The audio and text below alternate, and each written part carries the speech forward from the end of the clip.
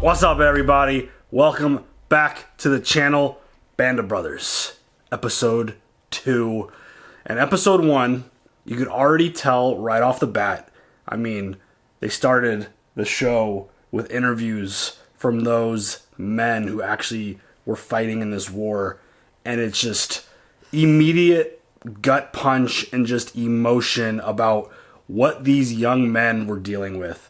We're getting up close and personal with the 101st Easy Company, the Airborne, and the whole first episode was essentially getting to know them. Right. Seeing what their experience in terms of training. We met Sobel, who was in charge, who did a fantastic job getting them ready, but obviously showed that he is not combat ready. No. He's not a combat leader, so they sent him off to go teach, and not even teach other soldiers, but I think he went off to teach civilians how to jump. I think that's what I caught during the edit, is that it wasn't just...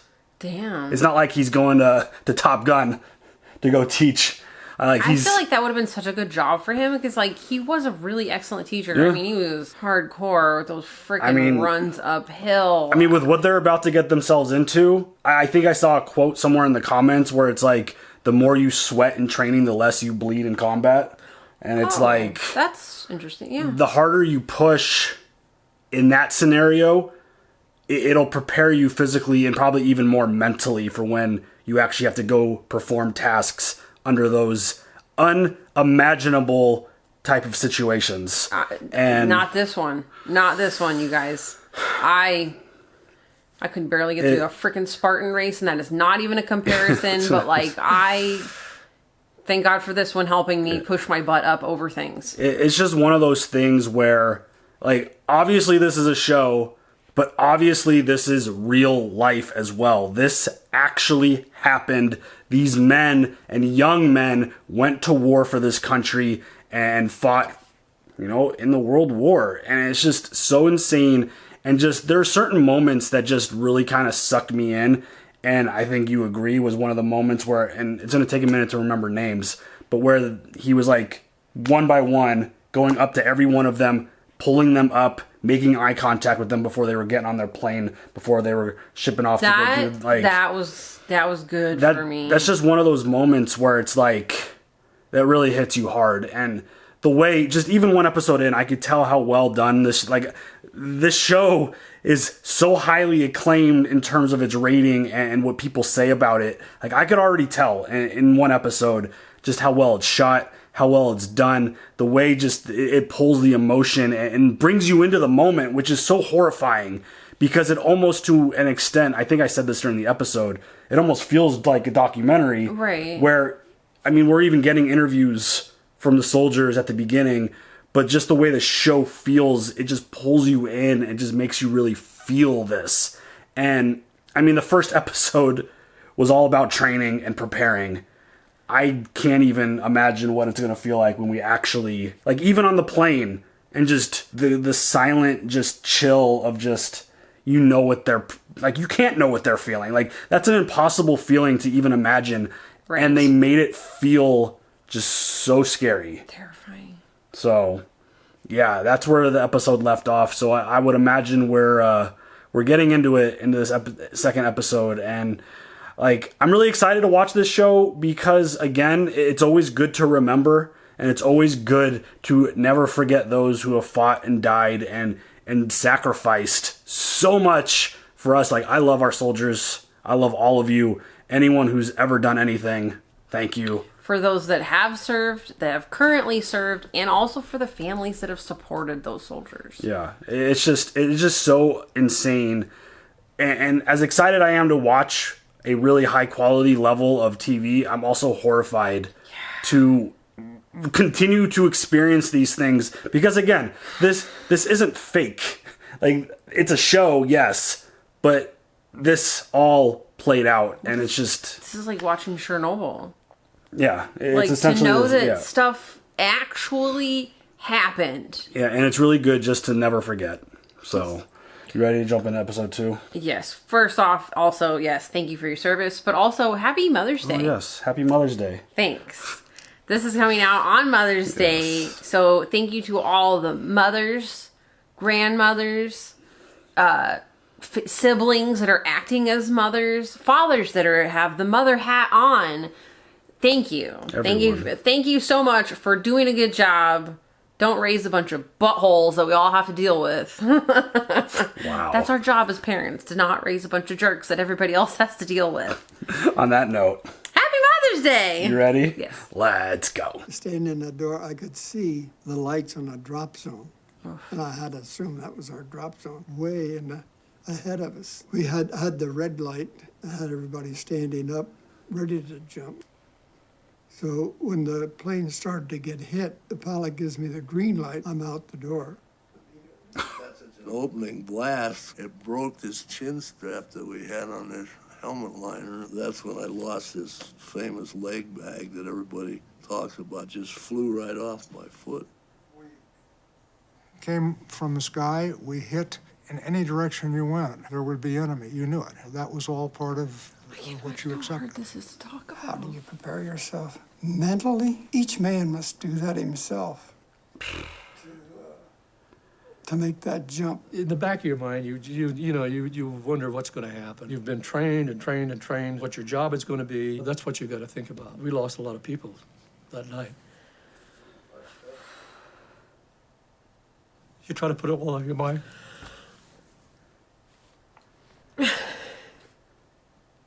Watching grown men cry, it just...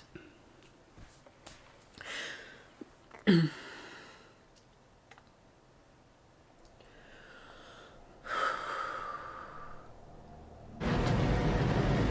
how do you, like, couldn't even imagine, like, you don't prepare yourself mentally for that. I think you have to get everything out of your head. I couldn't... It's just unimaginable.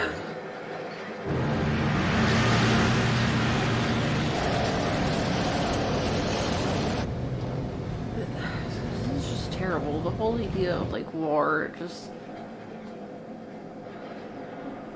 It's scary. Sending people into things just knowing they're going to die.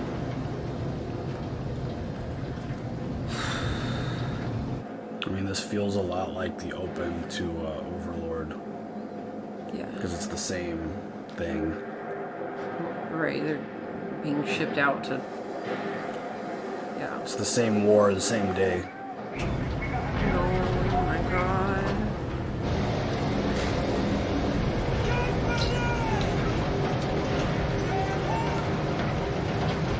So then the gentleman that they just interviewed, that's him? I'm not sure who's who in those opens. Because he said I had my guys stand up, and then when they gave me the green light, I went for it.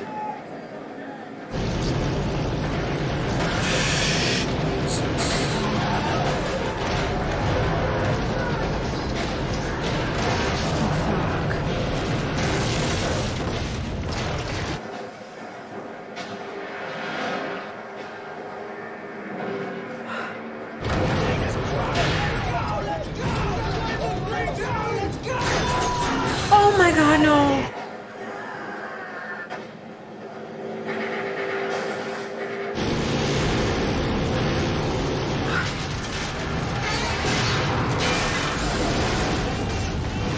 Oh my god! Oh my god!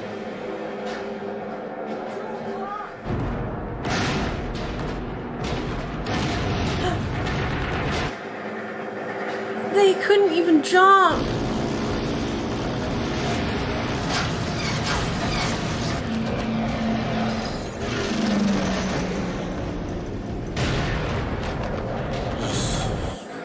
So insane.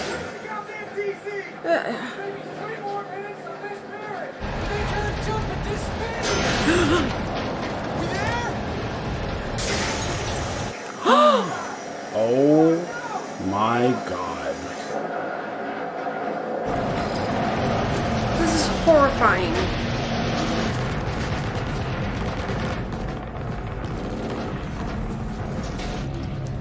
You're literally by yourself. Because you don't know who the fuck made it. Follow me. That's why he's in charge. See how composed he is? Fully. In like the most horrifying moment anyone could ever experience. Aren't you D Company? Able, sir. Guess that means one of us is in the wrong drop zone. Yeah. Or both of us. Do you have a weapon, sir? Just my knife. He dropped everything? Do you have any idea where we are, sir? Some. It's like, how could you possibly know where you are? Locate some landmarks to get our bearings. Keep your eyes peeled for buildings, farmhouses, bridges, roads, trees. It's like he's even making a joke. Like, it's just one of those things where, regardless of how much prep you do in terms of like, this is where we're gonna fly, this is where we're gonna land, this is the target zones. Like, there's no way that went according to plan. Like, the idea that they're anywhere even close to their drop zone is like, how do you even know? And doing it at night? Who's that? Lieutenant Winters? Is that you? Wow. Dude. Where the hell are we? I saw a sign back that way. It said San Merrick Lee's. You don't want to give off any light. It's true. We're about 7 kilometers away from our objective and 4 hours away from when we need to have it secured. We got a lot of walking. Damn, dude.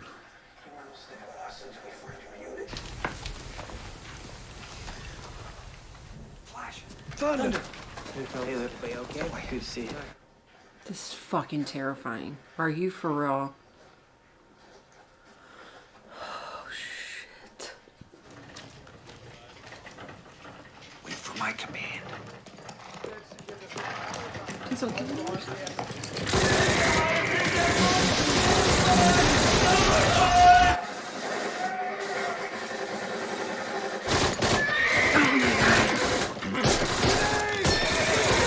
Oh, come on.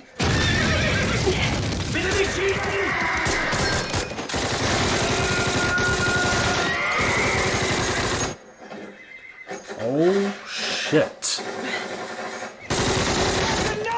Near. Everyone okay? Next time I say wait for my command, you wait for my command, Sergeant. Yes, sir. Here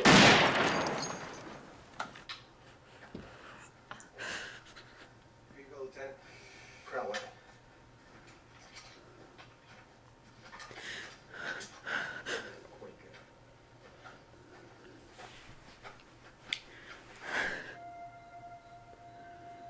You alright? I know. Could you imagine how terrified they are that they have to just shoot everything? They have to shoot everything. They can't let anything go. You have to literally shoot everything.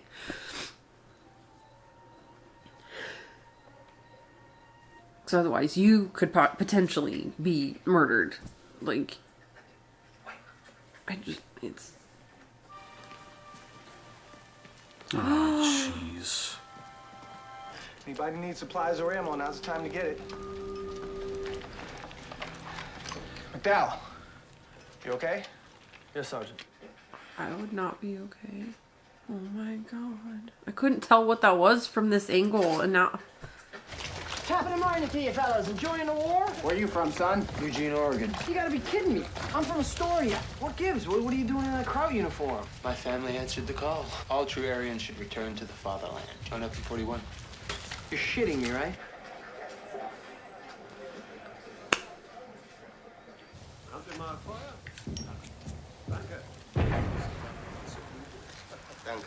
Why does something feel off?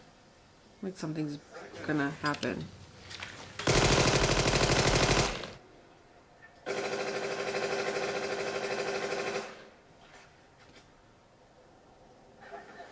Did he They just like killed all those. That was their last cigarette. He just killed all those men. What? There are 2 guns that we know of firing on Utah Beach. Plan on a 3rd and a 4th. The Germans are in the trenches with access to the entire battery. We'll establish a base of fire and move under it hard and fast with 2 squads of 3. All right, let's pack it up, boys.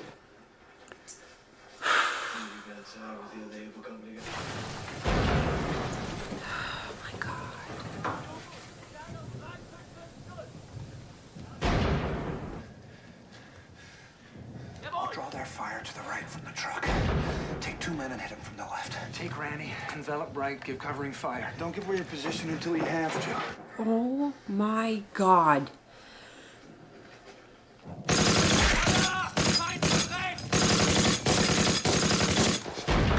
Oh my god. This can't be good. This cannot be good.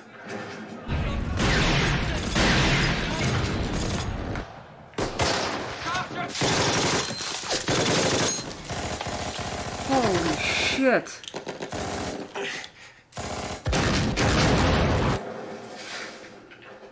Oh my god. Oh, shit. Oh.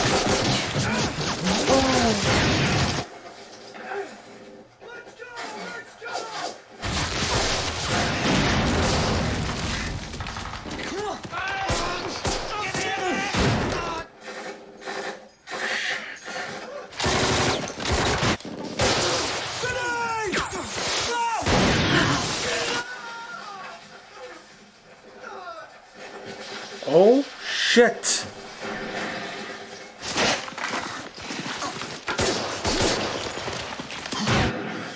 Shit. I thought that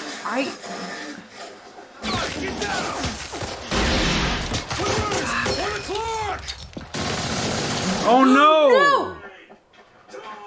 Let's go! Get out of there! Get out! Jesus Christ. Fucking twice.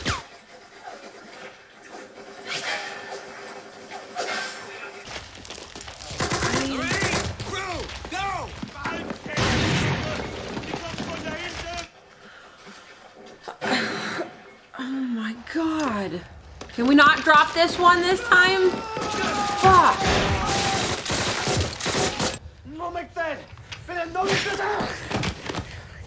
Oh, brass knuckles? Oh shit. Must be doing something right. Look! God, I'm so confused. I'm firing on the third gun. We better blow this thing before they figure out what the hell's happening.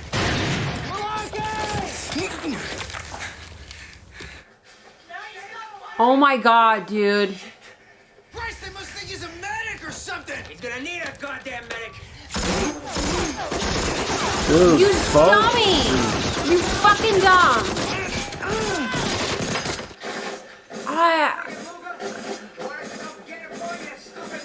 Gotta have your priorities, man. Oh! Ready, sir! I don't have any way to set it off, sir!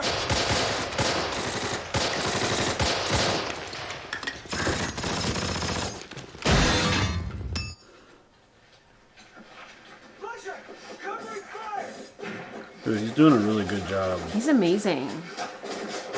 I mean, I hope we get to, like, you know, see some of the folks that have, you know, played these parts, you know, like what the real men are, if they have any interviews with them. Or, you know, more than you see at the beginning of the episode, you know. Oh, what the fuck? Is he okay?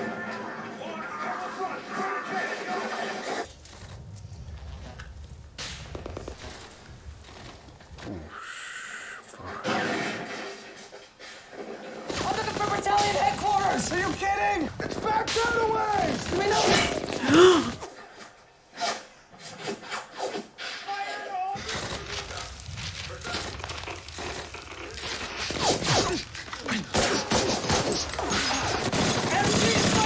Oh my god.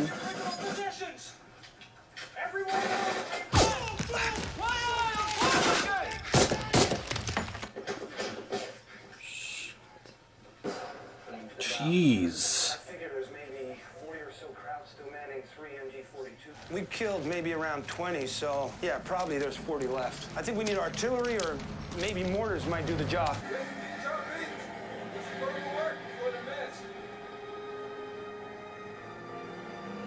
By nightfall, 2nd Battalion had secured Saint-Marie-du-Mont, and elements of the 4th Division were beginning to move men and material inland. Most of the 101st Airborne, including Easy Company, were still scattered all over Normandy, and the success of the invasion was far from certain. We had an hour to rest and scrounge whatever food we could before we had to move south and secure the town of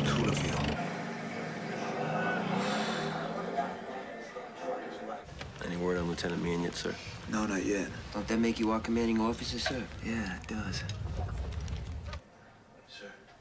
John, your hand don't drink. You know that map you found? That had every kraut gun in Normandy on it. I lost a man today, a John Hall, New Yorker. Got killed today at Breakcore. He's a good man. Man. Not even old enough to buy a beer. Just a baby. I sent that map up to division. I think it's gonna do some good. That's a lot. That was a lot. I can't even imagine. Country you know nothing about or know where anything is in that country and having to defend your own country while in that country. That night, I took time to thank God for seeing me through that day of days. And prayed I would make it through D+1. And if somehow I managed to get home again, I promised God and myself that I would find a quiet piece of land someplace and spend the rest of my life in peace. I mean, they're living in hell on earth right now. And that was just the very beginning. That was one task. Wow.